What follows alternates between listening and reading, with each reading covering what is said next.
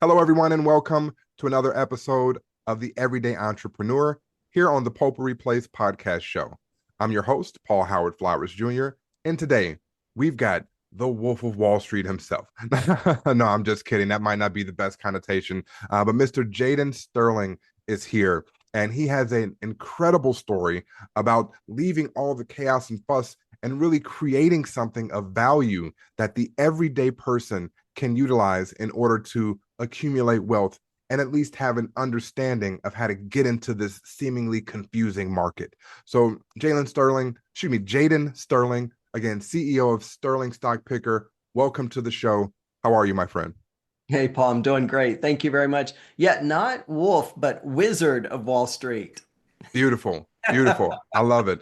And with that, there's some magic in your world that took you from where you were to where you are today. So let's talk about that. Give the audience a quick snapshot. And again, I'm not saying quick like a rush. By all means, take your time. But let us know where you're at today and how your journeys got you to this point.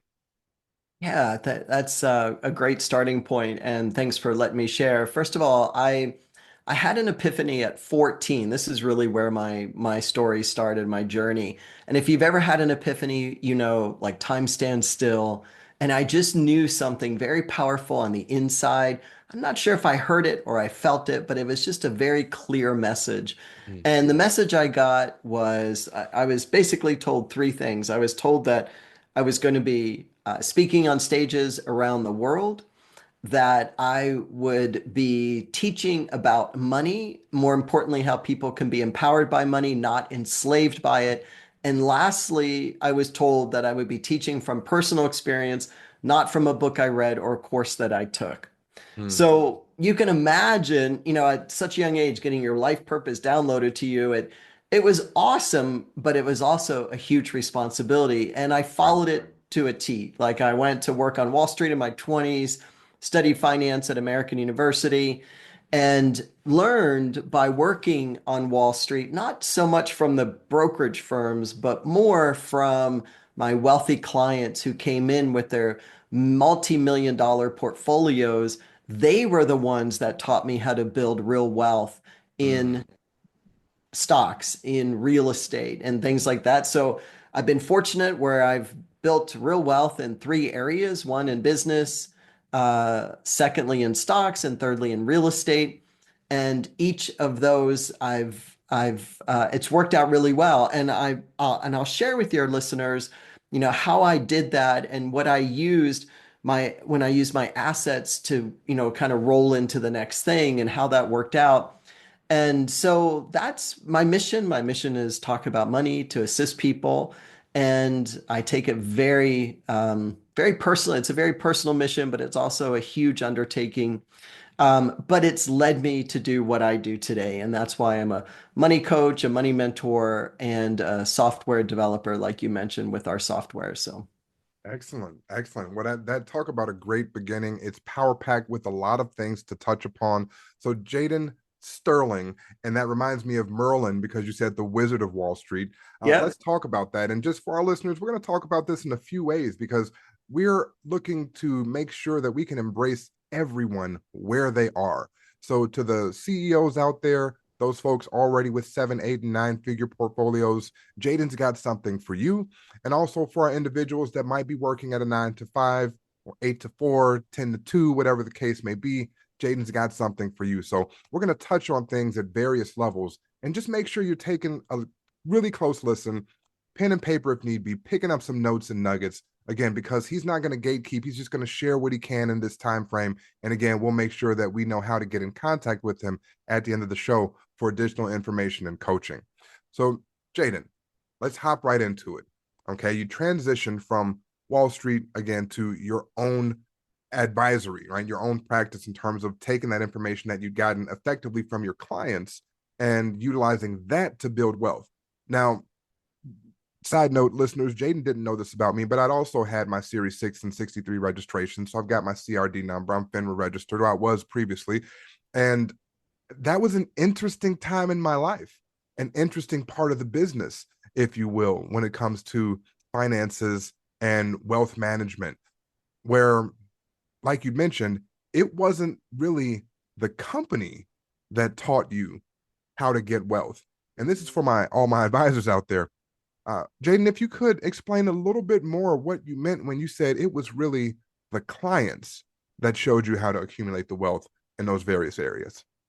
Yeah, it's exactly right. My clients came in with a handful of stocks, 6 to 8 companies in their portfolio. We were told to liquidate those stocks and diversify the portfolio amongst mutual funds, unit investment trusts, managed money, bonds, all this other stuff that, you know, and that's why I'm very passionate about what I do because I know what works and what doesn't. And Mm-hmm. I often say friends don't let friends buy mutual funds.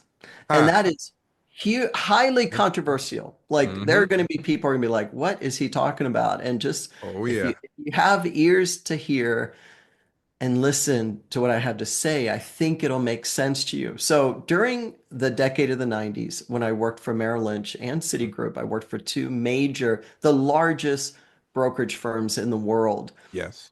We were told diversify clients' assets. Now, when I realized, Paul, that if those clients held on to those stocks, it was like John Deere, IBM, it was the big companies back in the day.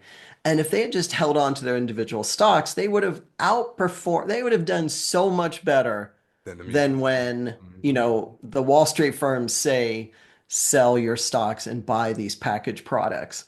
Mm-hmm. People have to understand that you don't go to a broker to make money, and brokers will not make you wealthy. I can tell we're speaking Oh the my same goodness. language, aren't we? I'm glad to hear this out loud. So like I'm getting Yeah. goosebumps to hear this from somebody else. So yeah, Yeah. please continue. Continue. Yeah. So how it works is there's even a term for it. It's called velocity. Brokerage firms track how much money they make off of your portfolio, not for you. I mean, it's tracked. It's a you get spreadsheets once a month on this, and I'm sure this is back in the 90s. I am certain it still happens today. Absolutely. Okay, yeah. So, given that and me recognizing what my clients are doing, I did the same. I bought one stock during the decade of the 90s. It was the parent company, Travelers Insurance, and the stock tripled, and I turned 70,000 into just under a million within that 7 year period, like until the year 2000. And then I got out of the business because I realized I am 30 years old. I'm a millionaire. I don't need to work for corporate America. Mm-hmm. Didn't feel like it was really good for my health or my soul. And when I recognized what was going on within the industry, I had to get out. I didn't have a choice. Mm-hmm. So when I realized true wealth is made in a focused, concentrated way. Whether you're focused in stocks or you're focused in real estate in a certain direction or in business, you can't. Paul, if I were to say to you, man, I'm just going to give you 100 new products tomorrow to sell, you'd be like, what? Huh? What do I Why do with 100? 100 new products, Exactly. But mutual funds have several hundred individual stocks in them. So they're over diversified and they're geared to make sure people don't make a lot of money. That Wall Street says it all the time. They're like, don't expect to do anything better than the averages. And when I hear that, my blood boils because I'm like, Come if you on. had a kid and you told that Come kid, on. don't expect to be anything but average, you'd be fired as a parent. Absolutely. You Absolutely. want to instill in that child, in that young person, confidence, and you want to instill in them greatness and that they can do whatever they put their mind to. And money is just the vehicle to help people have a better life. I mean, that's the reality. It's not to be put on a pedestal. It's not to be, um, you know, uh, but it's also not to be thrown away. It's not to be Absolutely. disregarded. So when we hold money in a level of respect, it always matches the respect that we have for ourselves. So now we're getting a little deep here, Paul, because we're getting into what it really takes to build real wealth, and that is a tremendous amount of self-respect, self-discipline. It There it is. takes discipline to have real wealth. and it takes self-respect. So when you start to really respect yourself and you respect those around you, everything is energy. We hear that. And we start to be Absolutely. respectful of the money that we have to put to work, actually get it to work. A lot of people are under this spell of they only have to work for money. And that's not the case. Once you have a lot of money built up, or even a little bit, doesn't matter your starting point. What matters is that you really start to recognize the power of money and what it can do for you. And when you work hard for money and you have money coming into your bank account or your brokerage account, you need to say to that money, all right, now it's time for you to work for me. Hmm. So you put it to work. You actually invest it in a way. You get it to do something. Now, this requires something of a skill set that's super important, and that is the ability to be comfortable with risk. Yes, yes, yes. So let's talk about that. Again, we're talking to a very diverse audience here. So as far as a person getting started, let's say in investing, what type of risk profile would you look for, or would you guide or advise, if, again, if you're taking on that capacity? But what type of risk profile would you say might make for an ideal way to get started for a person that's making, let's say, between 50 to $100,000 a year? Yeah, that's a great place starting point. And I think the ideal risk profile is someone who is not afraid to take risk, who is maybe an entrepreneur, someone who is out there maybe working in a job, which by the way stands for just over broke. Hmm. And so they're slogging it for a purpose and a reason. And I respect that. We all have been there and have done that. And now it's a matter of saying, okay, I'm ready to put my nest egg, to put the money I've set aside that I've earned that's doing nothing in a bank, and I'm ready to start getting that money to work for me. So that's what I find. The people who do the best in investing are the most relaxed. Hmm. They're the most calm. Hmm. They don't freak out, with the gyrations in the market because the reality is that's what we have to work with. That's our landscape. We have a highly volatile equity market and it's not going to change. That will continue to be the case. And the good news is you can make money in an up market or a down market. Doesn't matter. It just needs to be volatile and we've got that. Excellent. So really good point that you mentioned when it comes to markets. Again, we realize that it can go up, it can go down, it can stay flat. When you're talking to a person, let's say, that's got a significant portfolio, at what point would you advise them to say, hey, go ahead and get in, right? This is the time to get in. Because some people say, hey, you can get in at any time.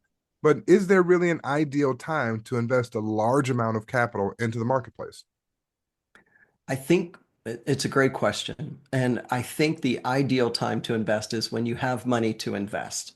If Mm, you have a large amount of capital, you never want to invest it all at once because that means you only have one cost basis for your stock portfolio. What you want to do is you want to split that money up into, let's say, tenths and invest a tenth of that money every month for the next 10 months. And then it doesn't matter what happens in the equity markets. It can go up, it can go down. And if it goes down, you get to buy more shares. okay. So it's called dollar Dollar cost cost average. averaging Yep. into the market. You just put your money in each and every month slowly.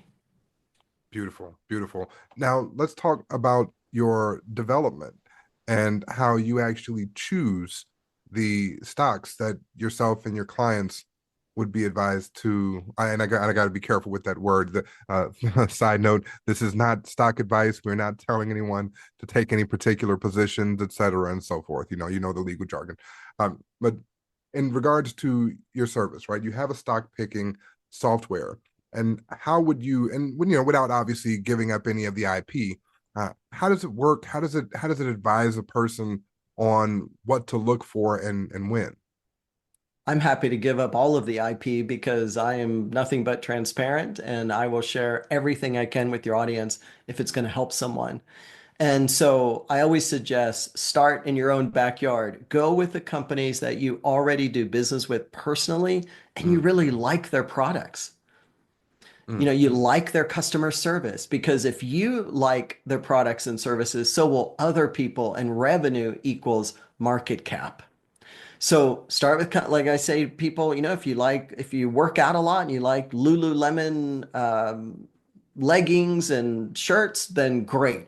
Look at buying shares of Lululemon. makes sense. So start there first. Start in your own backyard and start with what you're familiar with. Who's your utility company? Who do you pay your, who's your cell phone provider? Like, who are you paying money to each and every month? Because there are other people doing that. And then you ask yourself, in the event everything goes south, what's the last thing I'm going to cut from my payments? It's probably going to be a cell phone. Most people are so connected to their phones. I think it's why TELUS did so well last week. The stock was up 15%. TELUS, like basically a utility company, right? Yeah. So there's a method to the madness here. You start with what's familiar with you. And then I always say, become a first class noticer.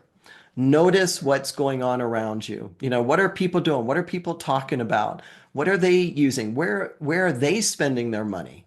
And then see if that's a publicly traded company. If it is, you get to buy shares of it. If it's privately held, there's a good chance you won't be able to invest in it. And then lastly, invest in alignment with your values. In our software, we start through our pick stock feature. The very first place we start is personal values. So you Okay. select five, like your top five personal values. We've correlated every single stock in our database with a personal Mm, value. okay. So it's going to show you companies that you vibe with, that you can really get behind energetically, because we think that's really important. Well, you mentioned a really key word there, energy. So I'll akin that to intuition, right? Getting that hunch when it comes to what's a good idea, and maybe even listening to people and getting a hunch or that intuition to say, hey, like you said, becoming a first class noticer, that might be something that I'm interested in. So tell me, what role does intuition really have? Maybe not in your, but I'll say in yours. We're just keeping me and you here. What role does intuition play in your stock picks, and how do you teach a logic-based person to trust their gut? Great question, man. Intuition plays the biggest role for me in other than any other aspect. Mm, It plays to the point. I mean, I'll share with you. When I retired from corporate America, I transitioned to real estate and I invested in multifamily properties.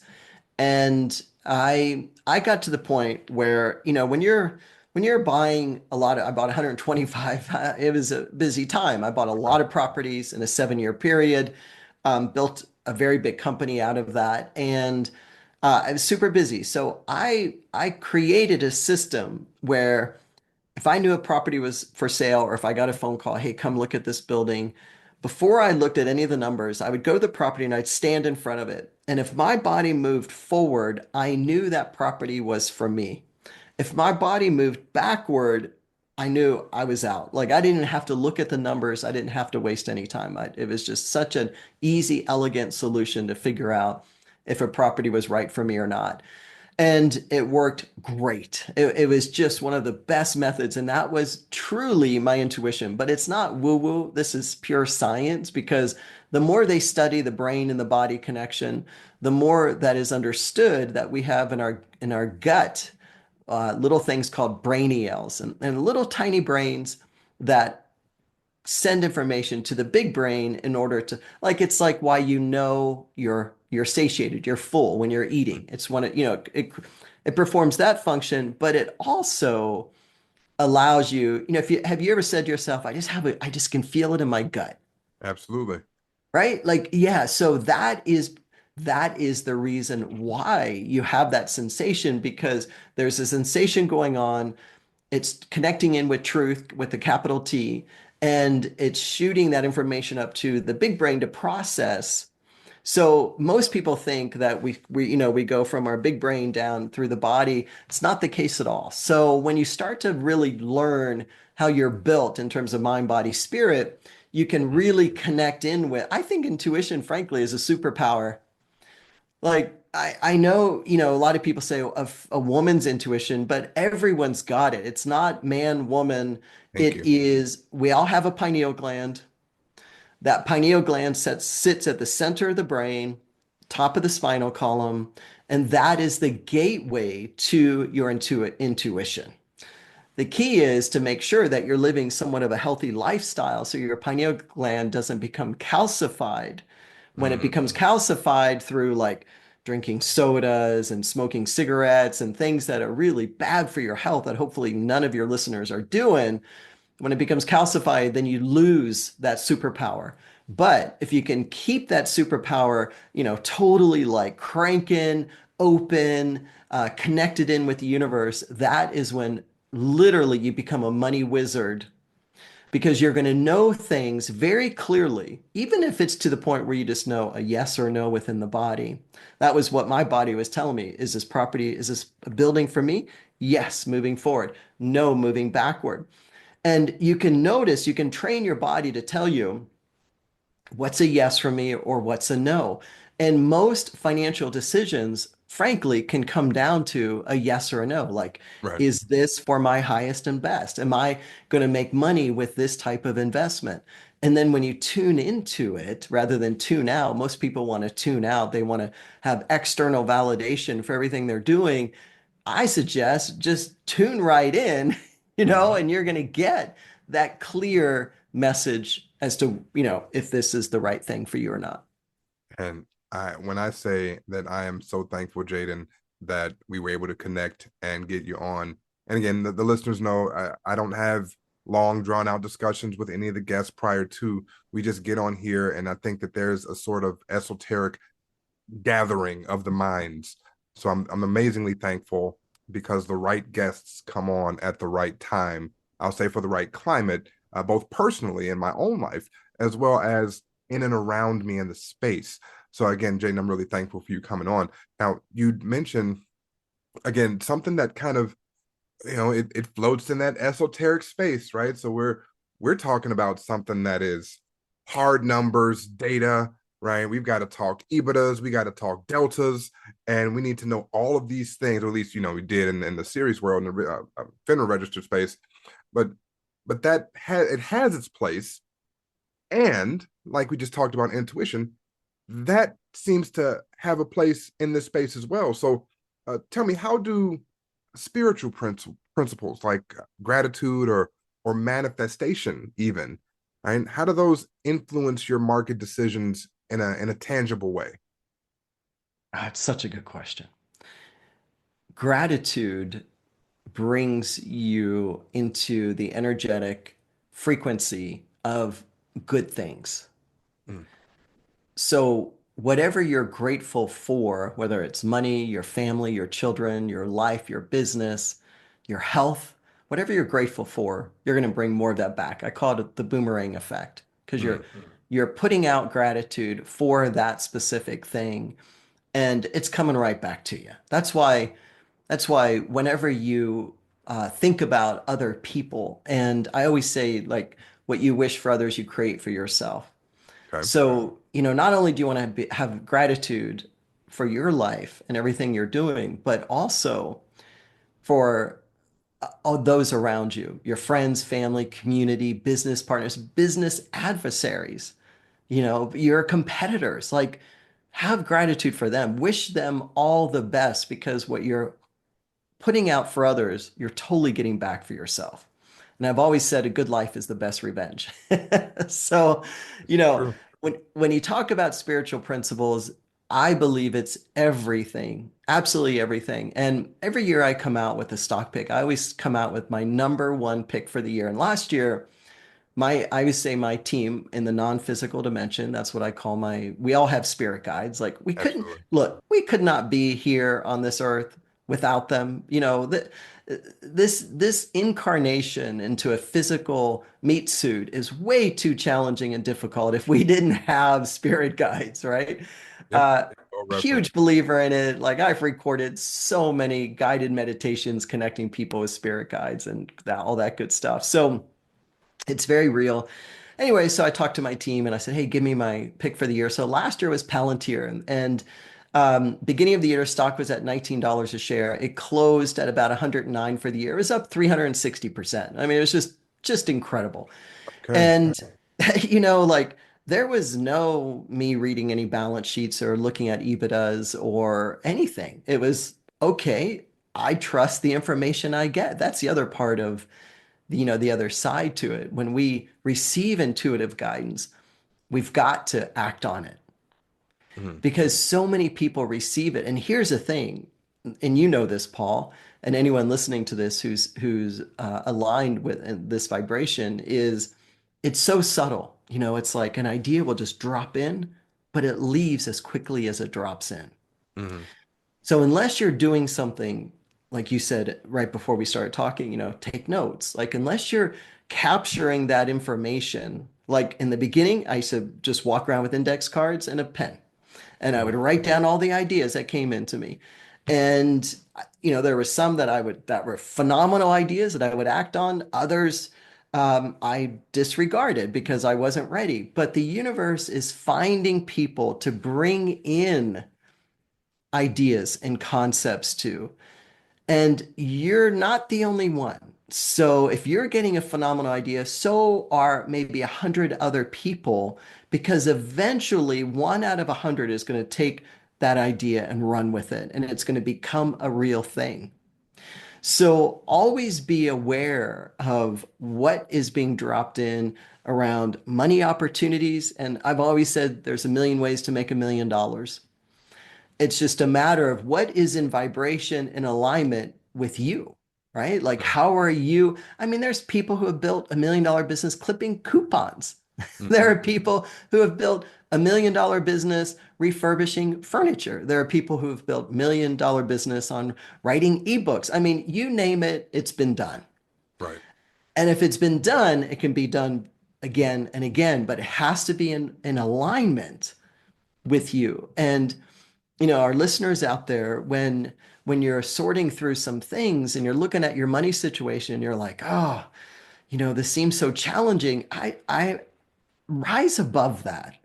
Like you are not meant to, your incarnation here on this earth is not meant to worry. You're not meant to worry about money. I mean, let's face it, right? Like money's a tool and it's a great tool. Mhm. And it will serve you at the highest level if that's what you bring to it. When you let go of your money worries, it shifts energy dramatically. And what happens is the worry energy gets replaced by opportunity energy. And someone's gonna come across your path, or they're gonna say just the right thing, and it's gonna just open up a door for you that you never even knew existed. Oh man. Does Come this on, make Jaden. sense? Oh, you're speaking the language, and again, I'm just in this state of gratitude. Speaking of gratitude, again, I'm just consistently in the state of gratitude when I have these conversations, and when you're talking, it's like, we're truly one, and this voice that's coming out of you is just like resonating so much. Oftentimes I get goosebumps during the interviews, and of course nobody can see it, right, unless they're on YouTube and they've got like a microscopic camera. But it's a real thing that happens when that connectedness exists between individuals, regardless of where you are on this wonderful planet. uh, Again, we talk about gratitude, and you mentioned your spirit guide, so I got a quick story, and it's 30 seconds, and I got some questions for you still, where I'm realizing that my grandmother, my mother's mother, so my maternal grandmother, as she was aging and began to lose some of her faculties, would always say, "Thank you, thank you, thank you, thank you, thank you." Right? We bring her food because she was living with us at a time. And for the smallest things, she was just so damn grateful. And admittedly, as a teenager, it almost got annoying because it's like, why the hell are you always saying thank you? Right. And I get it now. And it's funny, one time, and just about every morning I wake up, first thing I do is say thank you, and just give that gratitude out loud. And one time I caught myself saying it multiple times in a row, and I just looked up and I chuckled like, "There's grandma, right? There's grandma." So That's in right. terms of that whisper, that person, that guidance, right, that's there, I'm now learning again in my adult life now how important gratitude is. So again, Mm. thank you for elaborating on that and really seeing and showing that that does have a place in the financial world and the investment world as well. So you've got the guides, you've got the team, if you will. Tell us about a time where maybe that inner whisper of yours contradicted some of the data that you might have come across, and you actually listened, right? And what happened from there. The only issue I've ever had with the guidance from my inner wisdom is not following it. Mm, I mean, my team will give me ideas like I say, it's very subtle. So if I'm in the middle of something, doing something, I don't pay attention and I miss it and I might miss buying a stock or I might miss buying an option. I invest quite a bit in option contracts. And they'll tell me it's like I just get the feeling of okay, now it's time to buy a put. Sell the call, buy the put. And if I miss that, and then I notice I go back to my computer, I'm busy doing something, I go back to the computer like, oh man, they were so right. That stock took a nosedive. It just, I was thought it was going up and up, and then it took a nosedive. That put would have been worth a lot of money. mhm. So that's the only time I've never had a situation that things went south by following my intuition. I think what happens is we get in the egoic mind, the conscious thinking mind, and hey, we're taught this. We're told, analyze things carefully. Right. You got to carefully consider this, and you really got to, be cautious. And I mean, it is just instilled in people to not be successful because money loves confidence, money loves action, money loves fast pace. Mhm. So I tell people, like be quick with your money thoughts. Like, we've heard the phrase fail fast. If you're in Yep. something that's not working out, get out of it. Whether it's a marriage, it's a job, it's a business, whatever that is, don't let it suck all the life out of you and your money on top of it because then you're in a bad Mm, position. right. So I think you just cut losses fast, be okay with that, especially like I'm on a lot of investment podcasts of like active traders, and they're like, so Right. tell us your best tips. I'm like, okay, my number one best tip is get comfortable losing money. Right.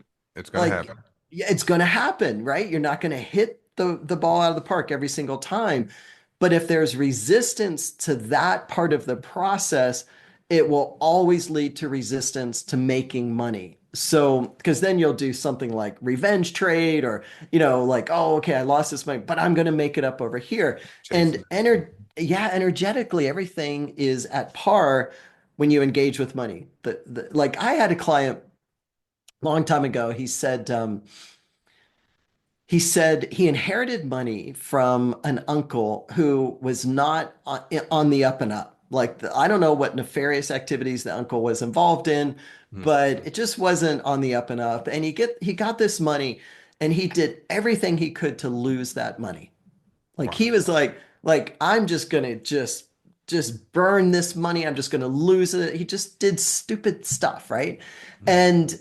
And when I felt into that, and it was an interesting idea, it's like, oh, he related the inheritance with this nefarious activities, like it was like blood money or something, that type of Mhm. thing.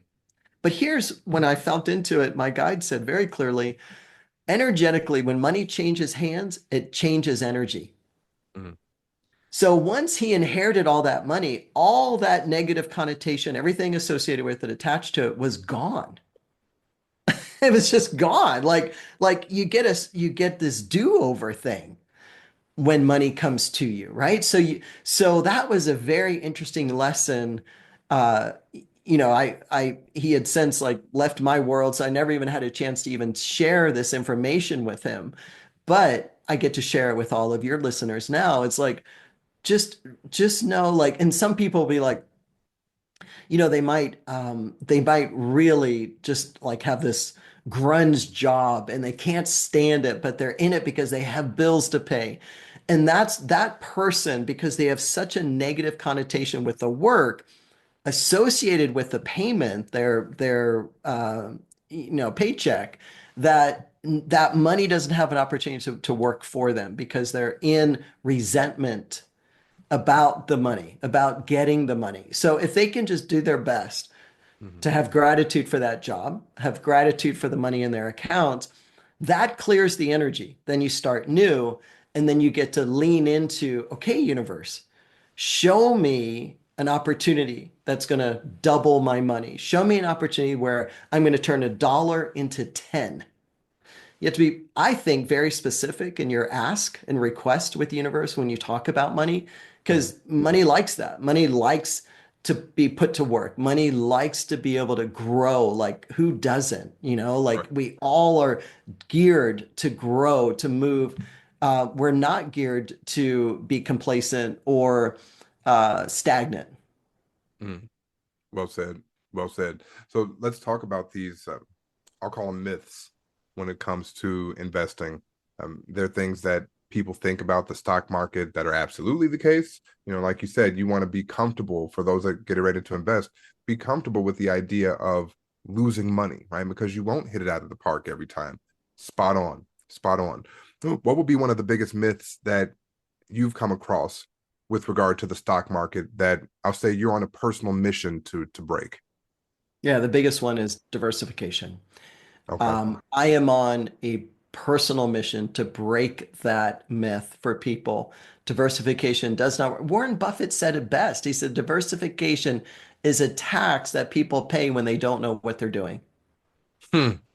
Like when you hear that coming out of the mouth of one of the most successful investors in the history of the world, you have to listen up, right? Like, okay, so if we know diversification is a tax that you pay when you don't know what you're doing, then you just figure out something that you want to do well and lean into that. Take the risk. So, as I mentioned, very first thing we talked about in this podcast is get comfortable taking risk. Most people shy away from it because it's embedded into them. Oh, don't careful now. You might, careful now. Like, look at little kids. Careful, you might fall. Well, Right. a small child has, how far to fall. Very, the body's so nimble at that age, like the bones aren't even solidified yet. They're just like this little rubbery little thing. But we understand because we do it out of love. Hmm. We do it out of love. And then we hear from our parents, well, if you want to be successful, you go to school, you get a good job, you get married, you have 2.3 kid, whatever. I never Right. could Right. figure out that kid thing. How do you get the point something or other? And then you pay your bills the rest of your life. Like never in the history, I think, have I ever come across, I've worked with thousands, tens, probably at this point, tens of thousands of people. And I've never had one say where, oh yeah, my parents said, you know what, do your own thing, follow your bliss, live your dream, go after it in a big way in terms of what your intuition is telling you. Mm. We just don't hear that.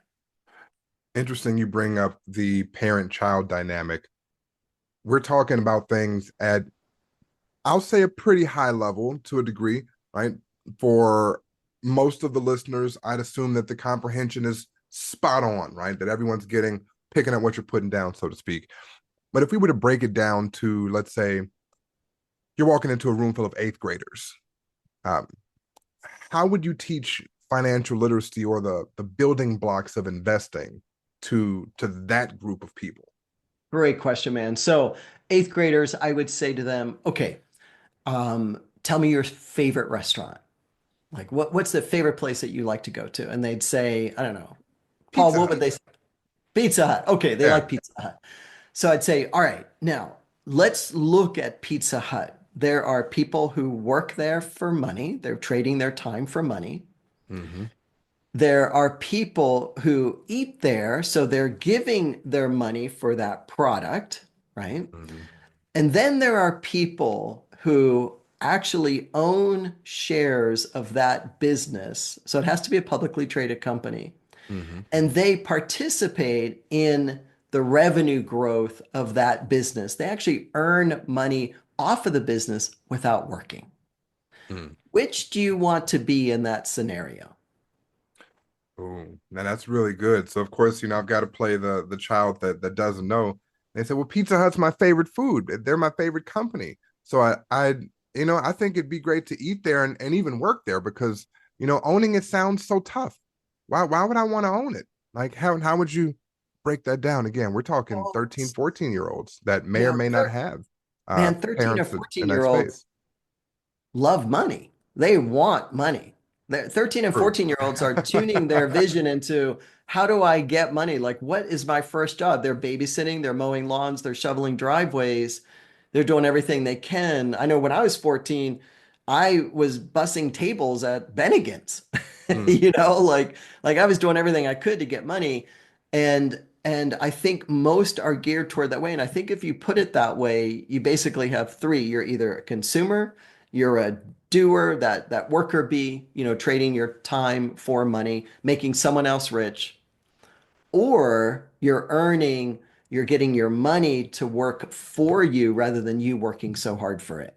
So I would do my best with that 13 or 14-year-old and just, maybe they missed something that I had just said but I start to like, hey, when I met my wife, the kids were 6 and 8 years old. She had two children with a previous marriage. And right at 6 and 8, I just started talking stocks with them at dinner. And I would mm, give examples like that of Burger King or whatever, McDonald's, whatever it is. I'm not into fast food, so I don't really know the chains, but you know what I'm right, saying, right, those type of situations. right. And I got them thinking about that. And then by the age of 12, they were investing on their own and they bought Apple shares because you know what? They love all their Apple devices and they love that product. So now they are 23 and 22 or 21. She'll be 22 at the end of the summer.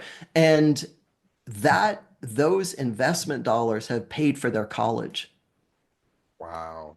I mean, it's been a huge, beautiful journey to watch them, but I have to think that it was all those times at dinner, those conversations around money at such a young age. Hmm. They were like sponges, they were like, oh, we want to know more. We want to know more. And I would just freely share and talk about ideas. And then when they bought Apple stock and held it, for 7 years, that stock did so well. And Hmm. God bless Apple. It put him through college. So it's been a really Love it. amazing experience. And I encourage all parents to start talking to your kids like that. Like give them sound advice around money and what's worked for you. And then so you can even say to them, I've been in the job market 20, 30 years, however long someone's been in it. And, yeah, I've earned a paycheck and everything, but I've paid taxes, which I think, frankly, are constitutional illegal. But anyway, we're still required because Hmm. the system is set up. But they've had to pay taxes on that money. So that's dwindled their buying power. And with the dollar that keeps continuing to drop and become weaker by the minute, by the printing presses being fired up, we now find ourselves in a situation that is economically one of the most challenging we will hopefully ever have. Hmm. And if we want to make it better for the next generation, we really have to be mindful about these money moves that we're making. And now more than ever, when you invest, you have to do it in a way that you're outpacing inflation Right. because, like studies show, what is it, 85, 90% of our dollar has eroded ever since the dollar got taken off the gold standard. Hmm. Like it's just become almost worthless. And we want so therefore we have to really get into investing. We don't have a choice anymore because the banks aren't going to pay you enough interest on your money to outpace inflation Outpace because then inflation. you're Right. taxed on that. Yeah. So you need to do things like that, so I'll give your listeners a really cool thing I ended up doing with a real estate deal early on. Hmm. I found an 8 unit apartment building that I wanted to start with. That was my first building that I wanted to buy. And it needed work. It was next to another property that I owned, which was a 4 unit because I started with a 4 unit as my personal residence Okay. because if you buy 4 units or less, it's not considered commercial and you get to buy it in a just easier financing. Right. And so then the building next to me was 8 units. And I was like, oh, I just like, I had my sights set on this building, and I would talk every time I saw the owner, I'm like, hey, don't forget, if you want to sell that building, I'm your buyer. And all the time I saw him, year after year, I would say that to him. And then finally he came to me and he said, I'm ready to sell. And I said, Hmm. great, great. I'm your buyer, and I'm like, oh, geez, because I had bought a few other things. So, I was like, how am I going to do this deal? And I realized I had an IRA. I rolled over my IRA from my 401k when I was working for Citigroup. And so I had this IRA, but I didn't want to take money out of it because then I'm taxed, right? And Right. penalized. I was like 33 years old. So I said to the bank, look, I want to buy this building, and these are all the things I'm going to do to fix it up. New windows, new doors, new paint, new roof, like, and then I'm going to increase the rents because he had tenants in there for a long time paying below market rents.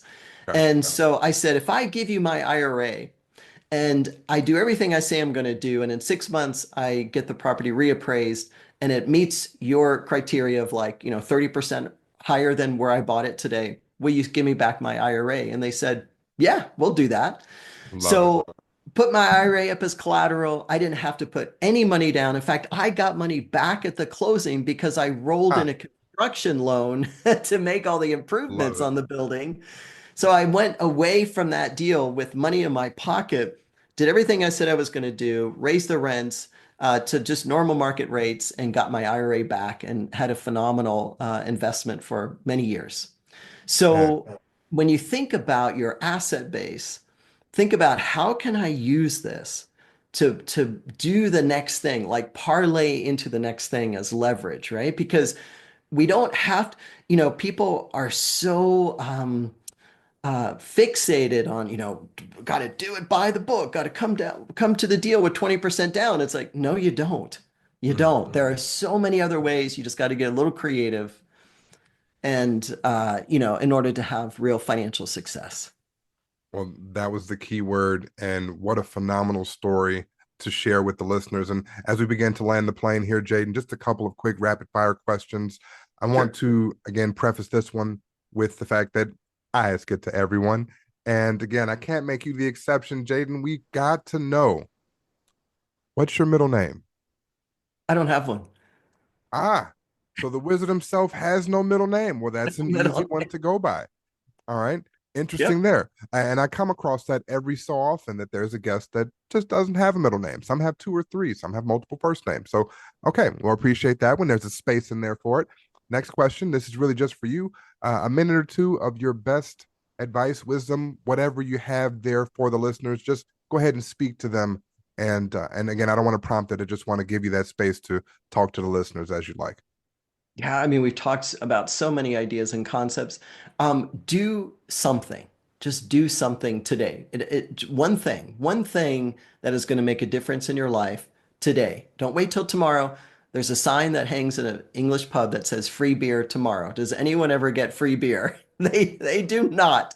We Never. only have today. So right now, I'm going to encourage you, stop what you're doing, unless you're driving home or something, or whatever. If you're working with heavy machinery, keep doing what you're doing. But when you have a quiet moment, I want you to sit and pen to paper and write down one idea that you're going to take action with to improve your finances.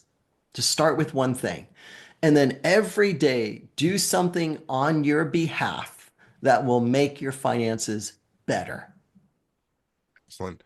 Amazing words of wisdom. Thank you so much, Jaden, My for pleasure. again gracing the show, gracing the audience. How can our listeners reach out to you, connect with you, learn about what you're up to, and support your, again, you? Well, thanks for asking. We're doing great things over at SterlingStockPicker.com. Sterling, just like sterling silver, Sterling Stock Picker, and that's what we do. We help people, novice investors, all the way to experienced investors, pick winning stocks that will make a positive difference in your life. You only need 6 to 8 companies in your portfolio to grow your assets and make a meaningful difference in your finances. So connect with me over there.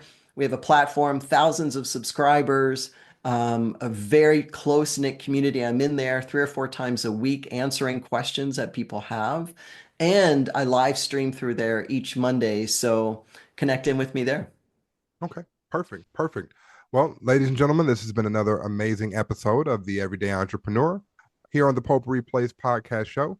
Again, this was a phenomenal time with Mr. Jaden Sterling, and I'm, of course, your host, Paul Howard Flowers Jr. Until next time, we're thankful for you. We love that you're listening. You can be anywhere in the world, but you're here with us. So, again, Jaden, thank you for your time. Listeners, thank you for yours. And until the next episode, bye for now.